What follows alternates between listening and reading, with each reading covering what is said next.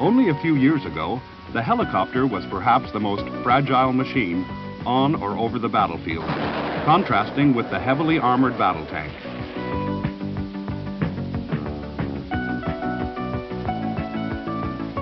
Yet today, the men in the tanks have come to hate and fear the helicopter as enemy number one. Today's helicopters float like a butterfly and sting like a bee, and they can sting right through the frontal armor of the heaviest tank. Of course, helicopters have been around since World War II, but it was not until the 1960s, during the long and bitter struggle for Vietnam, that helicopters really came of age.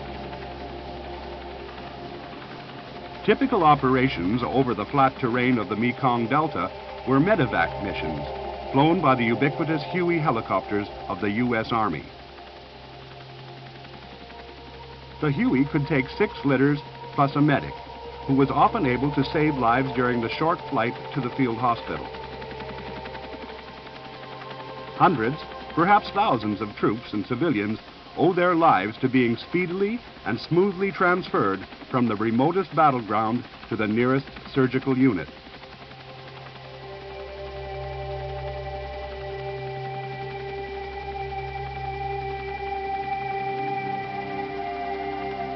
The Huey was the workhorse of Vietnam and was deployed by the thousand, outnumbering all other aircraft in the theater. Officially called the UH-1 and a product of Bell Helicopter Textron at Fort Worth, it was first flown in 1956. Like all good airplanes, it grew in power and capability, and most of the Hueys in Vietnam could carry up to 14 troops and an assortment of guns and rockets. They could fly at a steady 110 knots, or 127 miles per hour. And throughout the Vietnam War, the U.S. Army and other services used the Huey for just about everything, though their main role was as a troop carrier in the air cavalry. Like many helicopters, the Huey's big two-bladed main rotor creates a distinctive pulsating, thumping sound called rotor slap, which can be heard on the ground some time before the helicopter comes into view.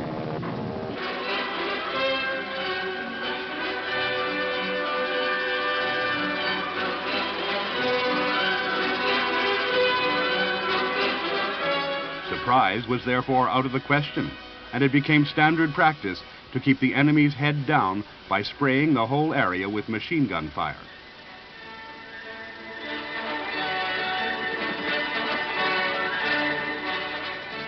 One of the standard weapons was the 7.62mm M60, which fired at a cyclic rate of 550 rounds per minute. It was fed by 100-round ammunition belts.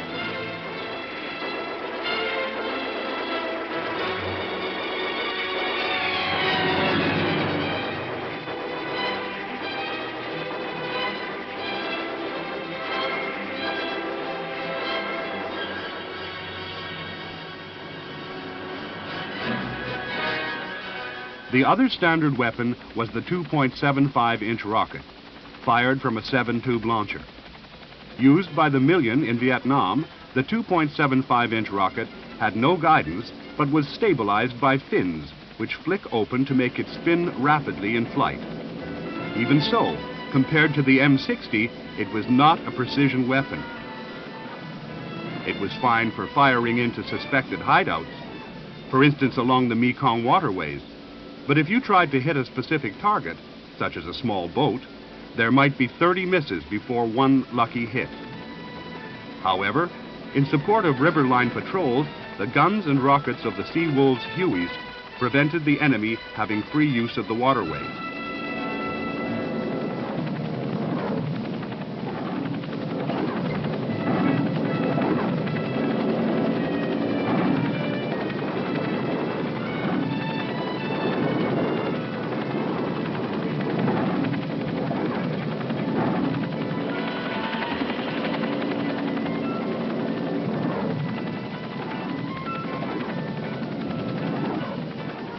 Different weapons were fitted to the Hueys, such as the M60 in its infantry form, with a stock and pistol grip, but fed by the same 100-round belts. Vast quantities of 7.62 millimeter rounds and 2.75-inch rockets were fired in Vietnam, in ground strafing missions very similar to those flown by fixed-wing aircraft during both World Wars.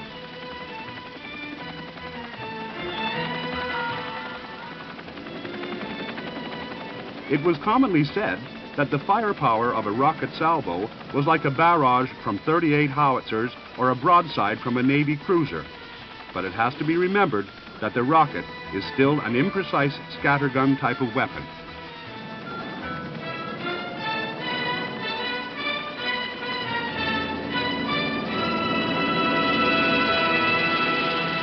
Putting guns and rockets on the Huey had made it obvious that a purpose-built armed helicopter could be an important weapon in its own right. Lockheed got the job, but produced a helicopter so complex and expensive that it never went into production. Neither did the Sikorsky proposal, the S-67. Meanwhile, the armed Hueys had to soldier on.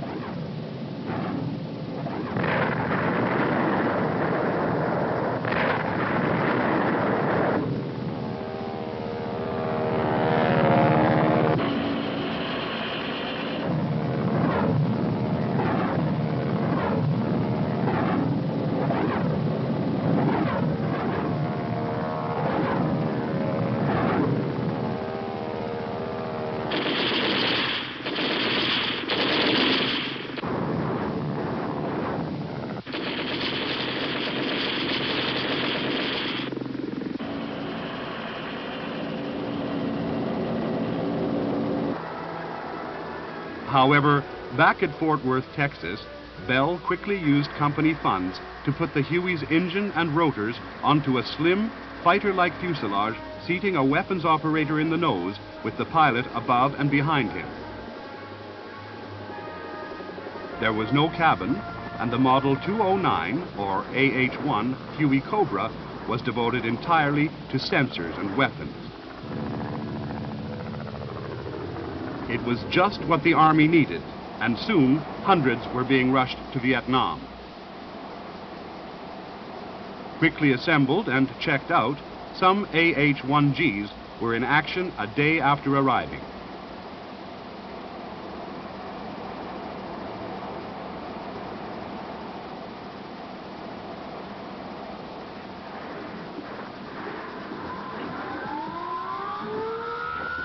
Popularly called the Snake, the AH-1G was equipped with a powered chin turret fitted with various mixes of machine guns or 40mm grenade launchers. On each side, there was a stub wing carrying 4 pylons for forward-firing rockets, guns, or later, guided missiles. Straight away, the Cobras began escorting the Hueys. As they neared the landing zone, the slim Cobras would race on ahead and soften up the surrounding area. Usually, the wing pylons would carry rocket launchers, the maximum load being 4 launchers with 19 rocket tubes each, a total of 76 missiles.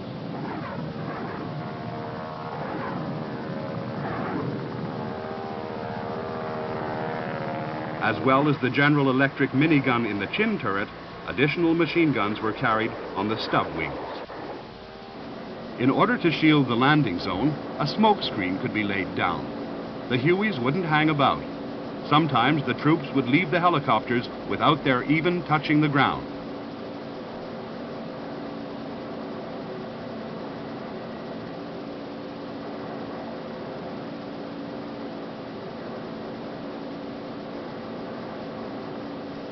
After the troop carriers had gone, the Cobras would stay to provide close support for the freshly inserted troops. Any pockets of enemy resistance would be reported to the ground commander, who could call up the Cobras and give them an exact target at which to fire.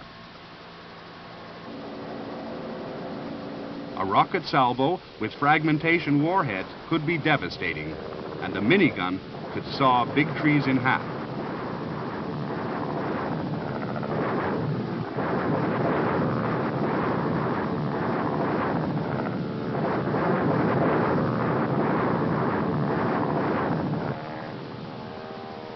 The only really vulnerable part of the Cobra was the crew, operating behind a thin canopy, though their seats and side panels were armored. Early AH-1Gs were limited in their ability to operate at night or in bad weather. But later Marine Corps AH-1Js not only had upgraded equipment, but also twin engines.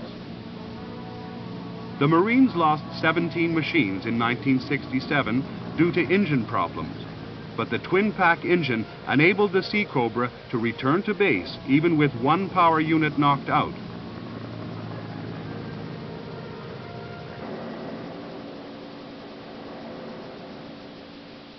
The Sea Cobra's turret mounted a 3-barrel 20mm cannon, while the Army's AH-1G often appeared with an M35 subsystem, adding a forward-firing 6-barrel cannon with 1,000 rounds of ammunition.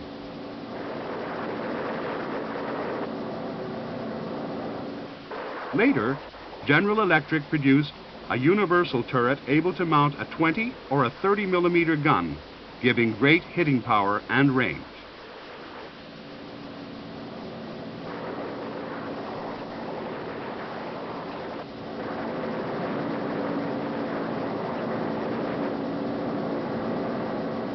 The Vietnam War, therefore, saw the first introduction of dedicated ground attack helicopters. Their value was immeasurable, but they had not yet developed into modern tank busters.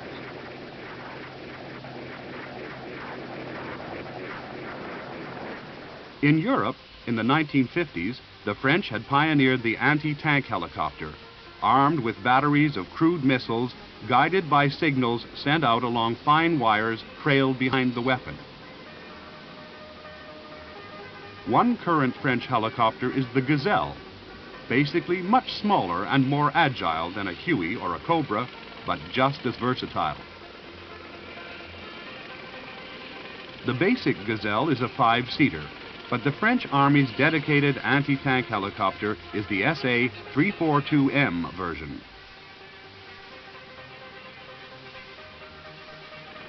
Each machine can carry 6 forward-firing tubes, each containing a HOT missile. HOT is an acronym, meaning high, subsonic speed, optically tracked, tube launched. HOT is a new generation precision missile that unfailingly knocks out any armored vehicle it hits.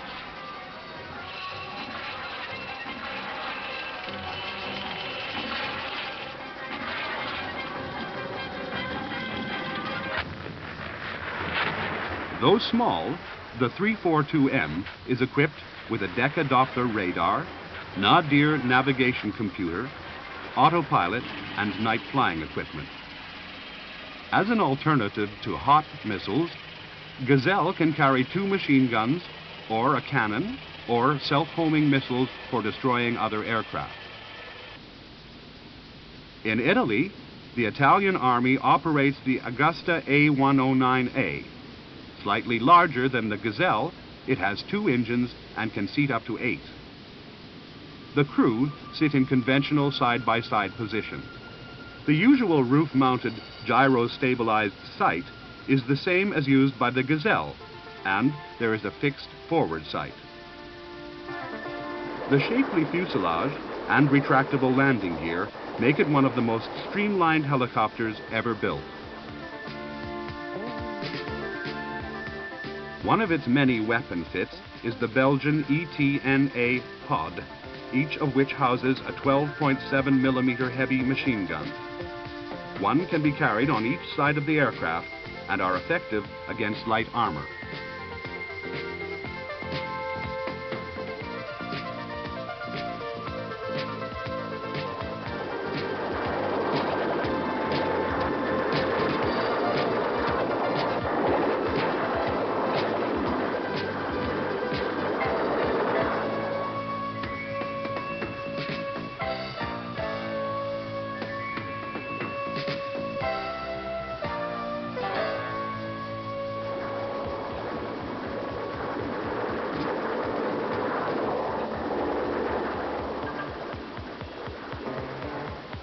Fire support can also be provided by a 12.7 millimeter gun pivoted in the cabin doorway. For area suppression, launchers can be fitted for rockets of 50, 68, or 81 millimeter caliber, and this versatile machine can also carry many types of guided missile. The 109 thus gives the Italian Army a neat anti-armor helicopter of great versatility.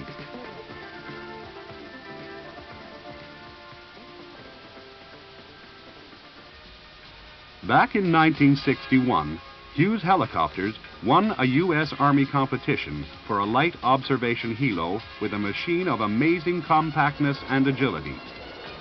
From this was developed today's McDonnell Douglas Defender, which can carry more weapons and fly more missions than most helicopters of twice its size. Some Defenders have a missile sight in the nose, but can also operate with a mast-mounted sight. This is the obvious place for the eyes of a battlefield helo because it enables the crew to target the enemy without exposing the helicopter. Only the small mast sight protrudes above the natural cover, yet this is sufficient to kill a tank weighing 40 times as much as the little helicopter. Defender's anti-tank missile is the Hughes TOW. TOW stands for Tube Launched, Optically Tracked, Wire Guided. The TOW sight system has been upgraded with lasers and thermal imagers for night and bad weather operation.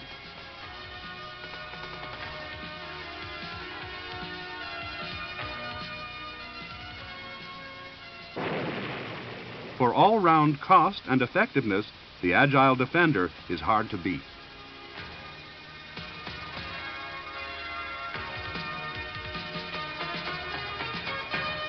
Here is a much more expensive twin-engined helicopter. The BO-105 is made by MBB in West Germany, and over 1,300 have been delivered. Of these, 212 are the PA-1 version of the West German Army, which are right up at the sharp end of NATO's defenses, many only 5 minutes from Soviet armor. The PA-1 crews fly really low and fast. They would have to in order to survive in wartime, and they get to know the local countryside and how to use it to their best advantage.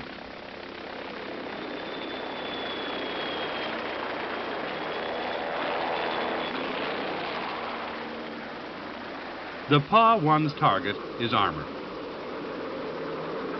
Each machine carries 6 HOT missiles, and they can hedge-hop their way to small forest clearings and lie in wait.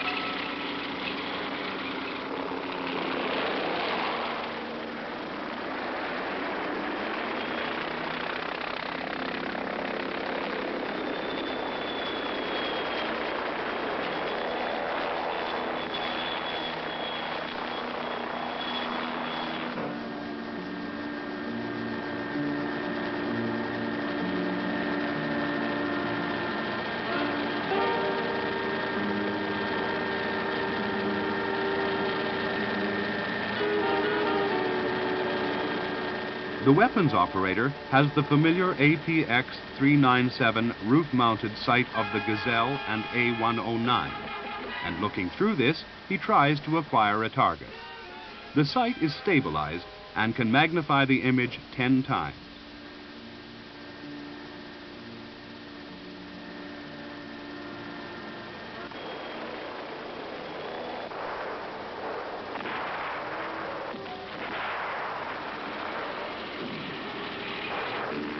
Initial hop training is done on a simulator, but eventually the PA-1 crew have to go out and fire real missiles.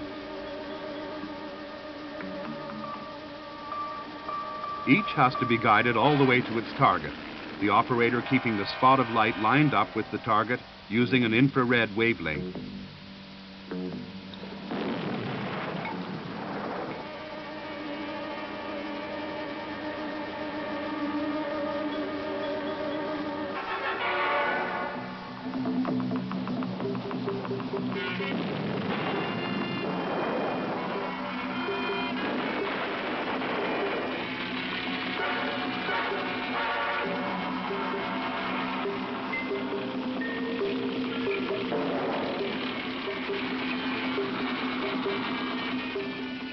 Tanks taking evasive action are much more difficult to hit, but they can't see the missile coming.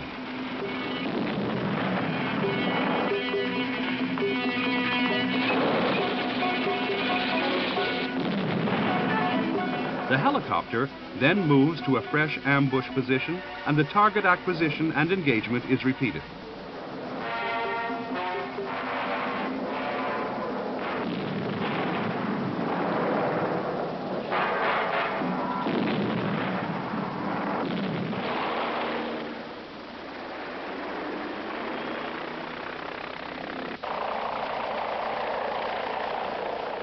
When all 6 missiles are fired, the BO-105 returns to a forward operating location where support troops pump in fresh fuel and attach 6 new loaded hot tubes.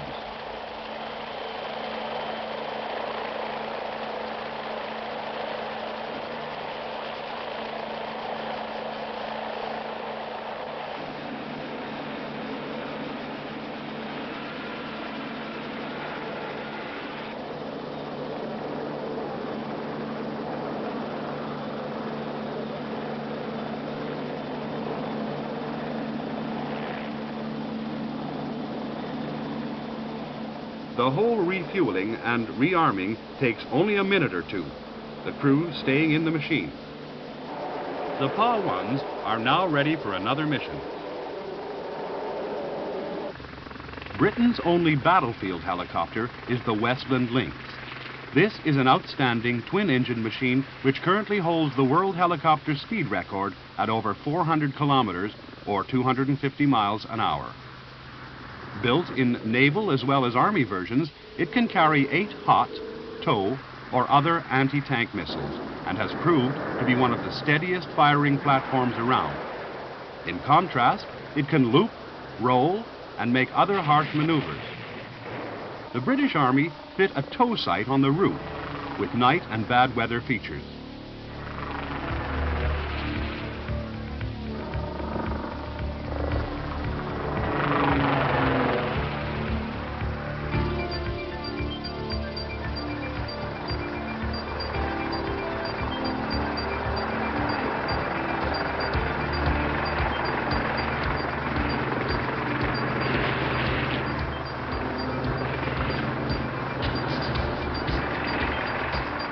Lynx can fly backwards at 80 knots.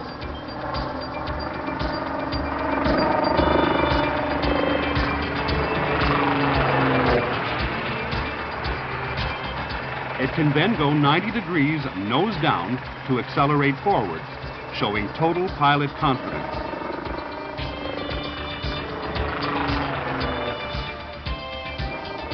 A roll is pure enjoyment, despite the fact the Lynx can carry 10 troops or a cargo load of 3,000 pounds. No helicopter anywhere can carry a greater assortment of armament, including forward-firing guns of up to 25mm caliber and many kinds of rocket, such as the hefty Sura rockets of 81mm caliber.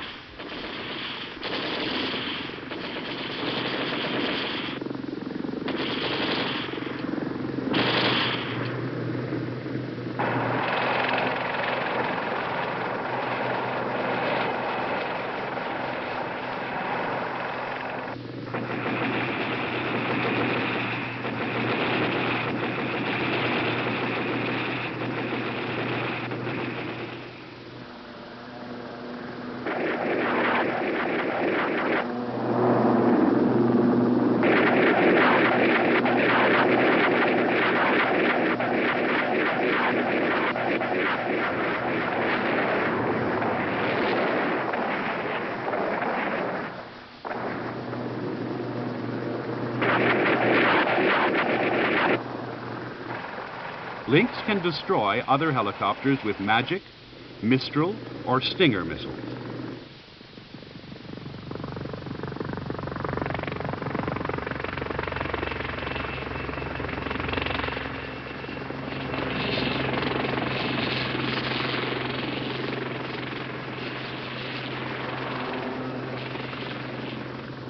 Lynx's primary battlefield role remains tank killing with the TOW missile and its sight, which is made under license by British Aerospace.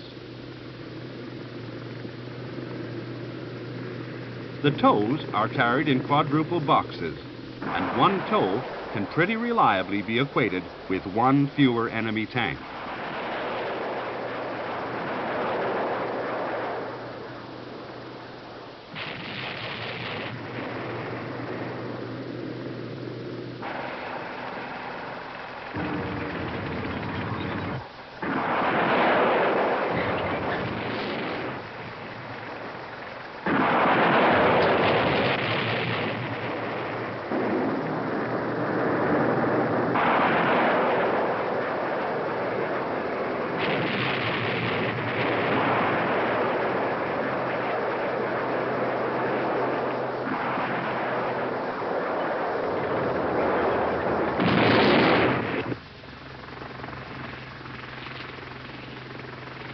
But Lynx can do more than this.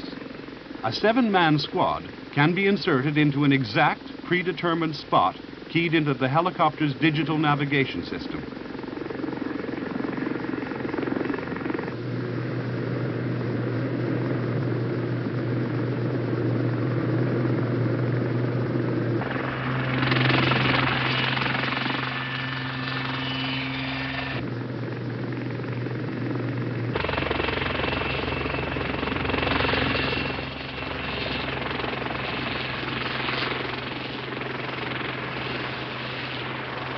Each man carries 2 of the Milan infantry anti-tank missiles, which proved so effective in the Falklands.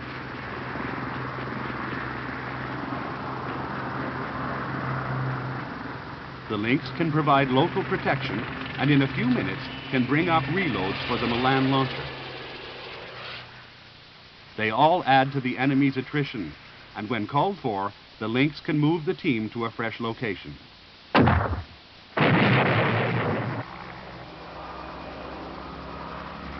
Latest and most powerful member of the family is the Lynx III, which is bigger, heavier, and even more capable. One of its armament options is 16 Hellfire missiles.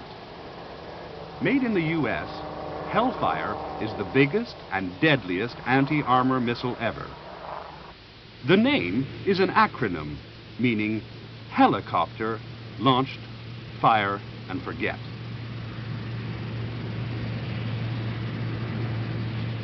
No longer does the operator have to steer the missile to the target. Instead, Hellfire homes on laser light scattered back from the target, and it hits plumb center, while the helicopter can turn away and position for the next attack.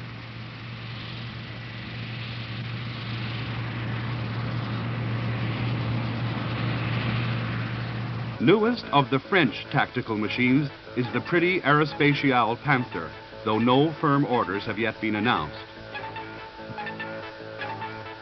Developed from a family of helicopters known as Dolphins, some of which are in service with the U.S. Coast Guard, the Panther is specially designed to survive in battlefield environments.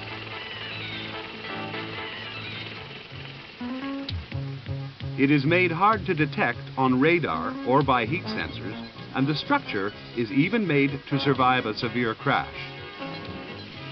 Like the similar Lynx, the Panther has twin engines, a roomy cabin, and can carry cannon or rocket pods or 8 hot missiles.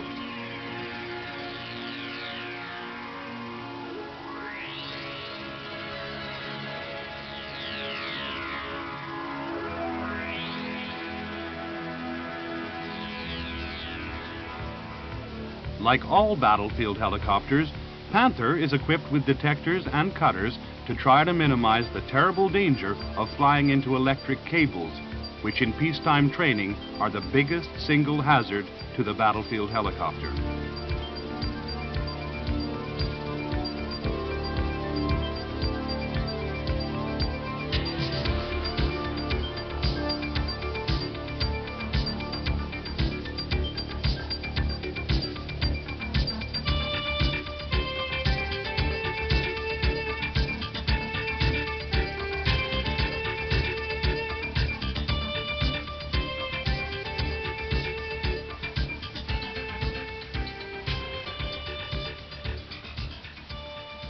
Panther can also be fitted with infrared thermal sensors and low-light TV cameras.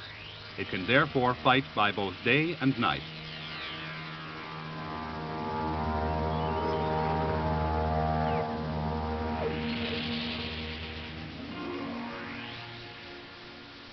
So far, Europe has produced only one dedicated armed helicopter of the class pioneered by the Cobra.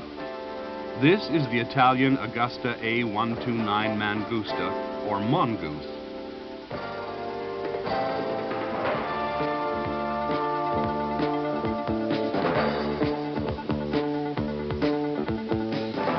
Powered by twin Rolls-Royce engines, the Mangusta is smaller than the Cobra and even more agile.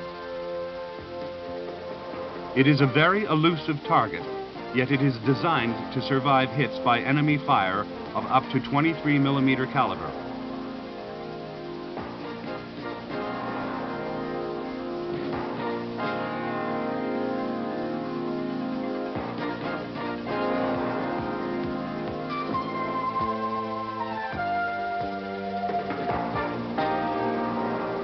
The Italians followed the American practice of putting the comprehensive day and night tow sight in the nose, but have now realized that to enable the helicopter to remain concealed, the sight ought to be on a mast above the rotor. Usually, the Mangusta carries quadruple tow launchers on its outer wing pylons, with rockets or gun pods on the inner pylons.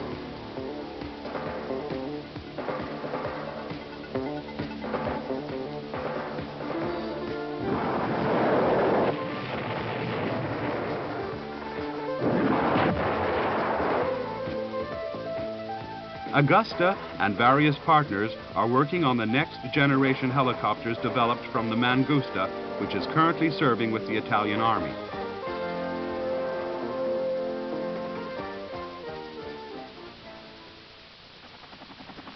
Now this looks like our old friend the Cobra. In fact, the AH-1S version is totally upgraded. It is armed with 8 TOW anti-tank missiles.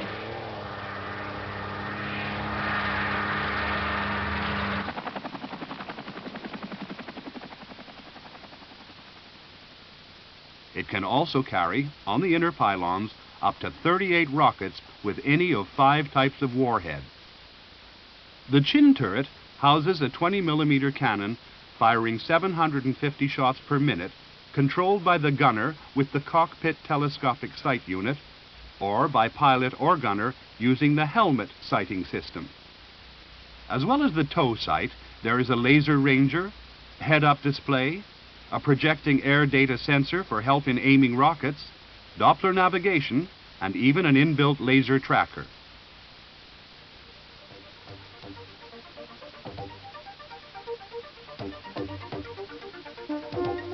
The 1S is a very survivable helicopter. It has an infrared jammer to defeat enemy missiles.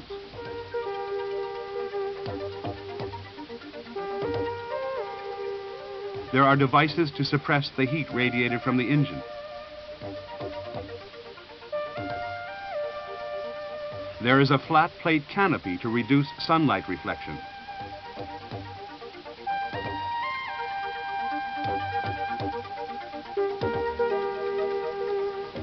Going into an attack, the cockpit head-up display indicates heading, exact height above the ground, engine power, and target range.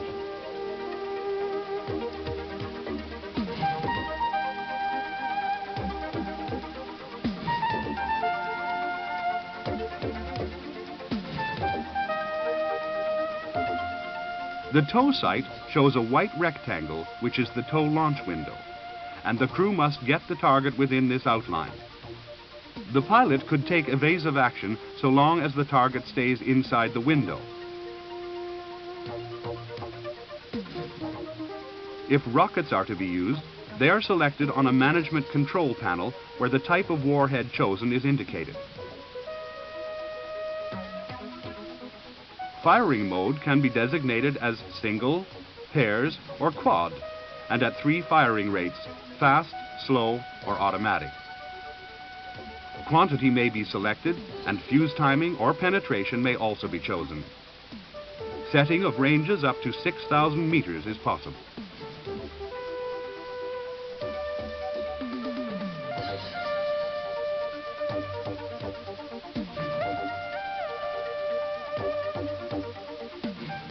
The Laser Ranger gives target range accurate to within 3.3 meters or 10 feet.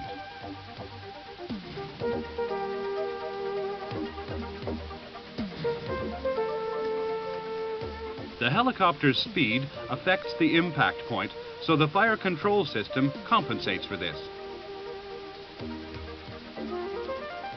The aiming point can now be automatically adjusted to compensate for helicopter movement and the effect of wind.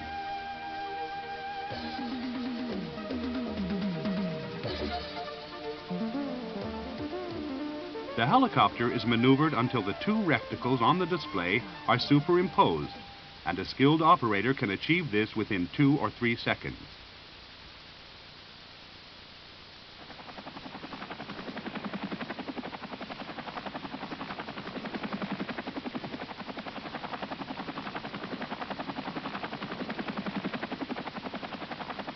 Here, the tow sight unit is giving a magnified image tracking a road vehicle and a helicopter, either of which could be hit. For a thick-skinned target, a tow would be used, while gunfire can be aimed by the integrated fire control system. Increased firepower and vastly improved electronics have added a mighty punch to the Cobra family.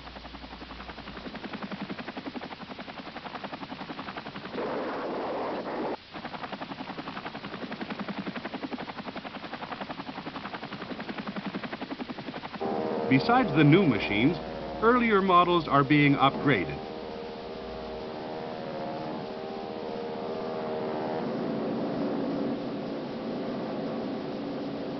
The ultimate Cobra is the AH-1W Super Cobra. Much more than twice as powerful as the first version, the Super can carry 8 of the Hellfire missiles. Its 20mm cannon can engage a variety of ground targets, including armored personnel carriers.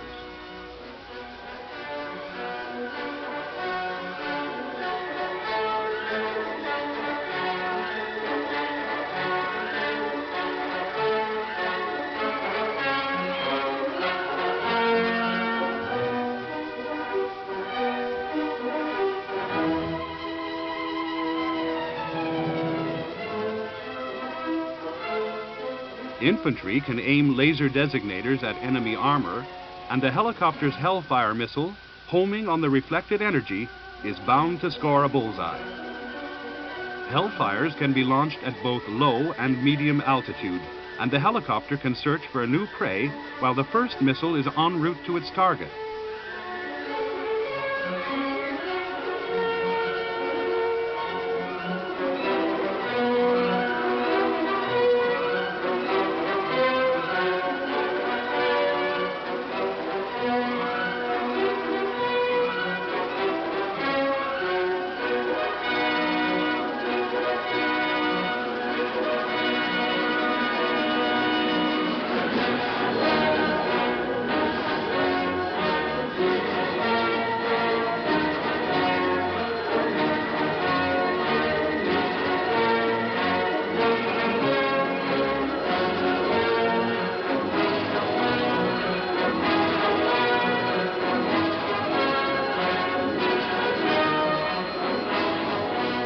Up to 76 of the familiar 2.75-inch rockets can be ripple fired.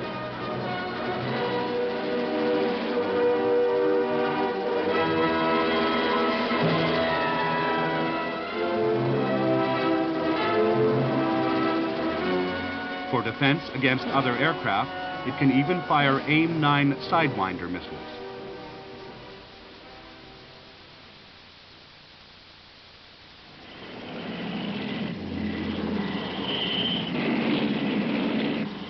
On the other side of the Atlantic, a cold night in Europe heralds a simulated enemy armored advance into West Germany. The enemy columns of tanks and personnel carriers are protected by air defense radars.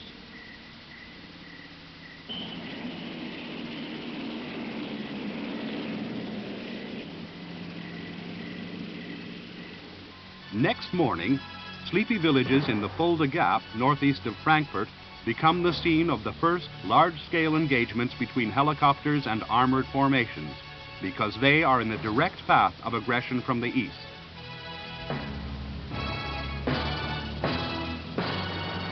In fact, this is Exercise Reforger, when the performance of combined arms forces was closely scrutinized.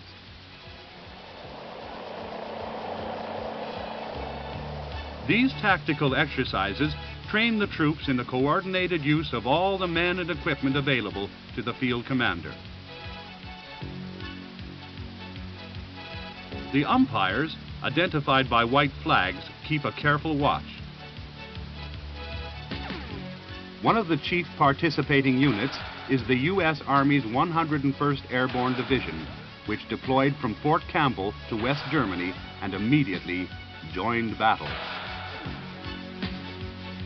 One of its items of equipment is the TOW anti-tank missile system, mounted on the mechanical mule light all-terrain vehicle, complete with crew and reload supply.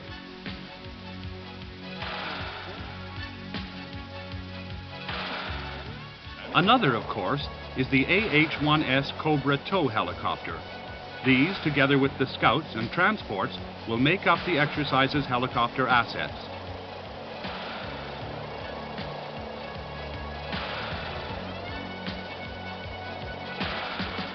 The Cobras move out under radio silence to take up positions in forward assembly areas.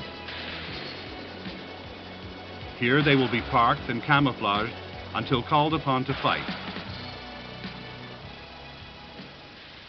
A simple map of the region shows the aggressor forces in red punching down from the northeast.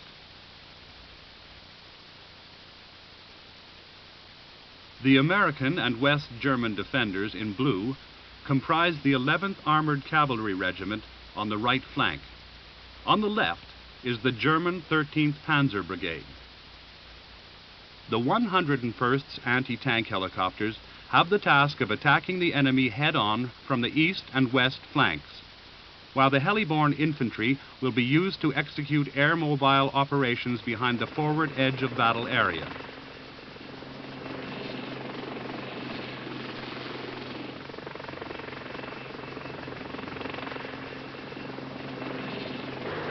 The role of the enemy is acted by U.S. and German tanks, armored personnel carriers, and self-propelled artillery.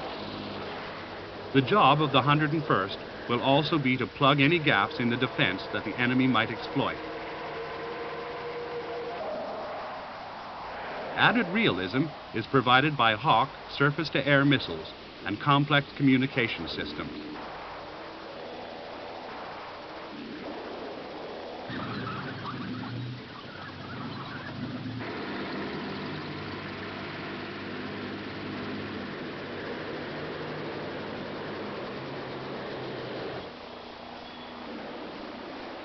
The defenders do not know the enemy's plans, and so send out Bell OH-58 Kiowa scout helicopters. The scout's mobility permits the ground commander to obtain accurate intelligence of the enemy's dispositions and movements, and they can cover a large area in a very short time. It is vital that the opposition does not know of the presence of friendly forces. The scouts, which usually work in pairs when contact with the enemy is imminent, therefore advance in nap-of-the-earth flight. Finally, they establish visual contact with the enemy. This is Bravo Tango 42. Enemy armor at November Bravo 185120.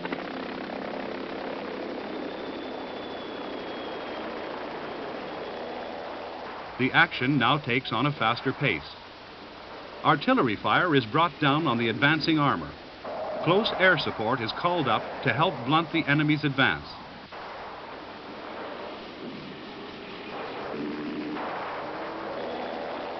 The Cobra TOW helicopters are then brought forward from their holding area in preparation for the attack. Kilo 6 Lima, this is Bravo 84. I have a mission. Go ahead, Bravo 84. They are briefed by the scouts. We have reports of 50 to 60 tanks in the area northeast The of Cobras Stardorf. move forward, accompanied by other scouts which will precisely locate the enemy and find good ambush positions. Within minutes, the first Cobra is in an attacking position. Cautiously, it unmasks at maximum standoff range of over 2 miles. As the Cobra's sensors are in the nose, the whole helicopter must be exposed. The Cobra then moves on to another attack position. At 2 miles range, the helicopter is very difficult for the armor to spot, though any Warsaw-packed radars present would see it instantly. Hitting armor in the open is a relatively simple job, but when the enemy is not moving and is himself camouflaged in ambush, with good observation and fields of fire, this presents the helicopters with a far greater problem. To help divert the enemy's attention, artillery and ground attack aircraft are frequently used in conjunction with a Cobra's attack.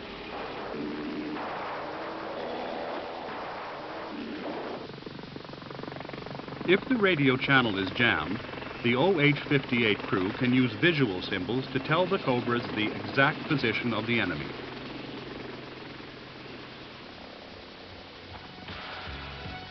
Other tow attacks can be made by the mule-mounted teams, who are brought in by Hueys.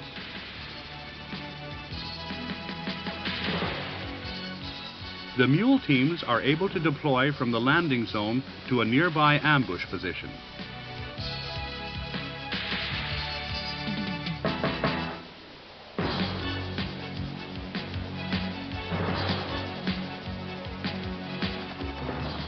The Hueys often wait near the landing zone to offer support or move them onto a fresh location.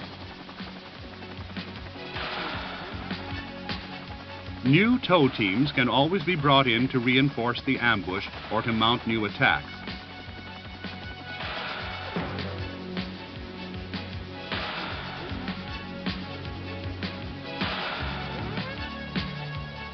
All the time, the scout helos keep watch on the enemy's movement. This is Yankee Tango 30 from registration point Delta, right 200 and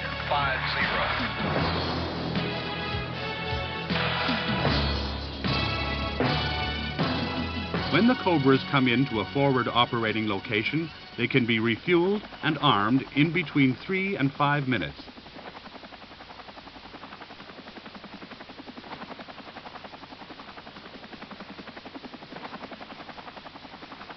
To avoid detection, the forward locations are frequently changed and always camouflaged. Once resupplied, the Cobras are off to fight again. When possible, the Huey transports concentrate beyond enemy artillery range, but they are always vulnerable to enemy air and missile strikes. If able to do so, they continue to bring in fresh troops and weapons, their element of speed and surprise trying to catch the enemy off balance.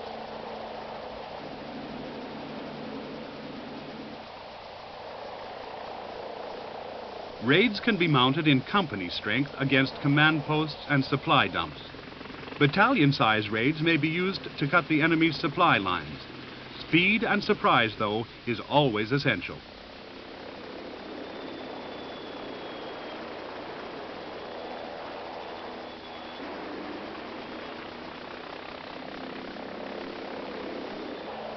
In this exercise, they flew much higher than normal to avoid the peril of wire strikes. In real war, they would keep right down at almost ground level.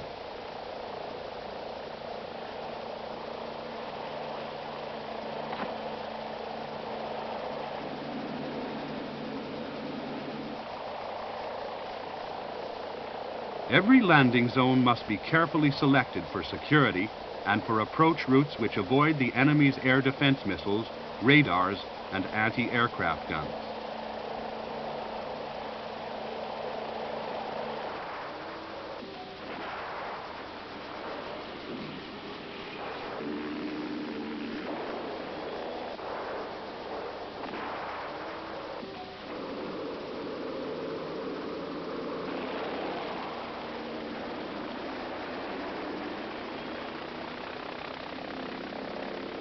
The Cobras, Kiowas, and Hueys will have to survive over a battlefield covered with the enemy's radar-guided missiles like the Hawk.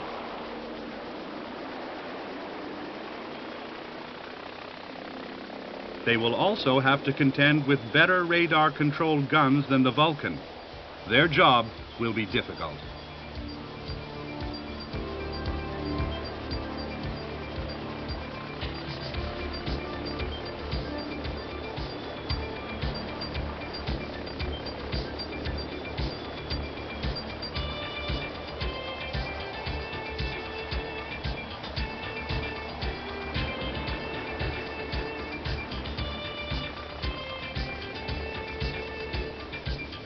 Next day, the Cobras are given the task of laying a smoke screen to mask a Huey landing zone, while others are busy dispensing mines in the path of the enemy.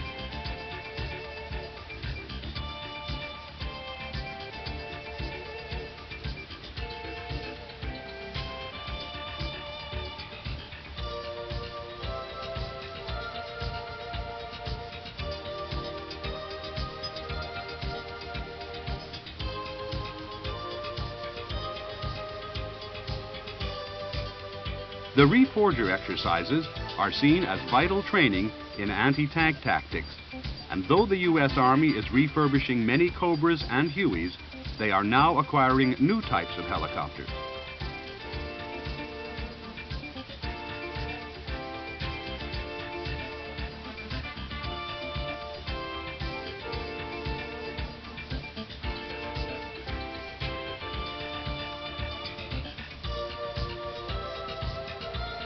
Replacement for the Huey is the Sikorsky UH-60A Black Hawk.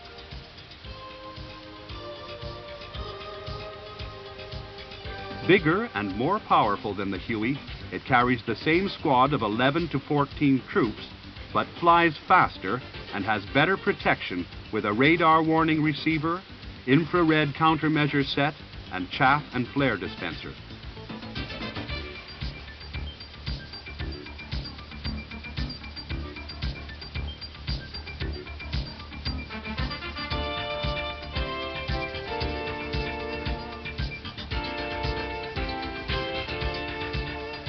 An even bigger advance is that to make full use of the Black Hawk's lifting ability, it can be fitted with an external stores support system in the form of large strut-braced wings, which can be fitted in the field.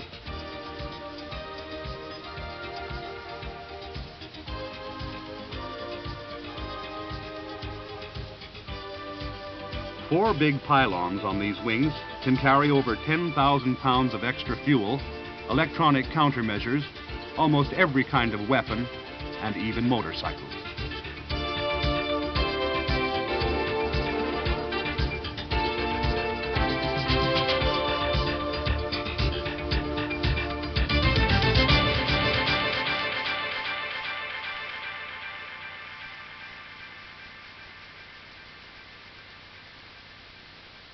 Among the weapons that can be carried are guns, rockets, or tow or Hellfire missiles.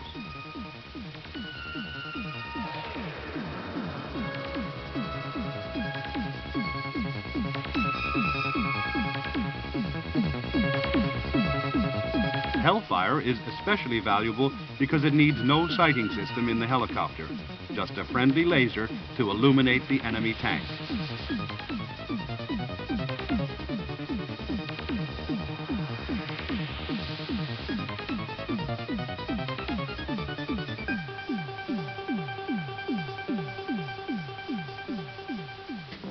Hellfire's main partner is, however, the mighty AH-64A Apache. Designed by Hughes, but built after the company was bought by McDonnell Douglas, this is the king of battlefield helicopters.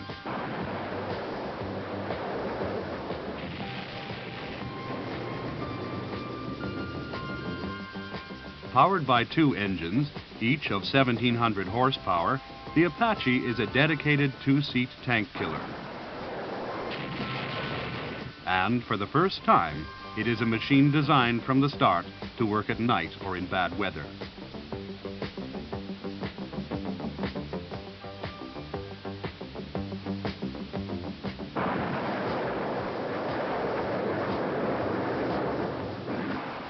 Like a huge preying insect, the Apache lies in wait for hostile armor, knowing that with 16 Hellfires and complex sensors and sight systems, it can defeat all known tanks.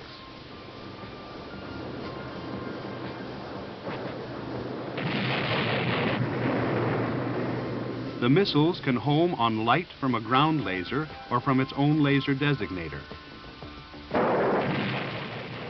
Under the fuselage is a powerful chain gun of 30mm caliber with 1,200 rounds, enough for 2 minutes continuous firing. Every round is able to penetrate an armored personnel carrier.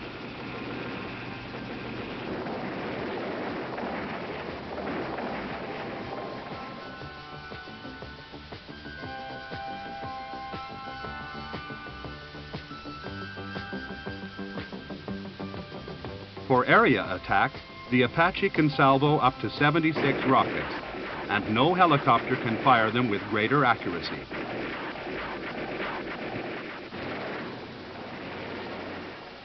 Both crew members wear special helmets with the integrated helmet and display sighting system. A small monocle is positioned in front of one eye of each man, and though he can see through this clearly, it also feeds him with additional information. The pilot can read airspeed, height, and heading information, while the co-pilot gunner can see infrared pictures of the scene ahead, plus other information for operations at night or in bad weather. These helmets can also command the nose sensors and the gun. As the wearer's head moves, so do the sensors and the gun points where the crewman looks. Each crewman can access either the target acquisition and designation site or the pilot's night vision system. Both groups of sensors can also feed large displays in the cockpits. The Apache is expensive, so it has to do its job and get back to do it again. It is also powerful, is very agile, and from the drawing board, it was designed to withstand anti-aircraft fire of up to 23mm caliber. This is partly by the way it is built, partly by having armor, and partly by the concept of redundancy, in which if one part is shot out, there's always another part ready to take over. With inertial and Doppler systems, it always knows its exact position, and with auto-stabilization, it is easy to fly and a steady weapons platform.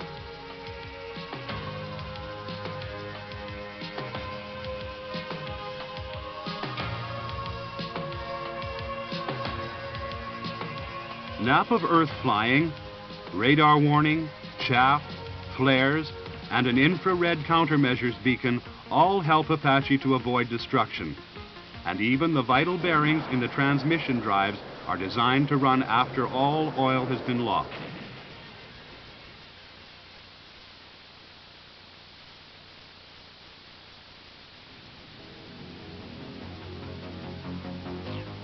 With external tanks, it has such long range that it can self-ferry from the USA to Europe along this vital red line.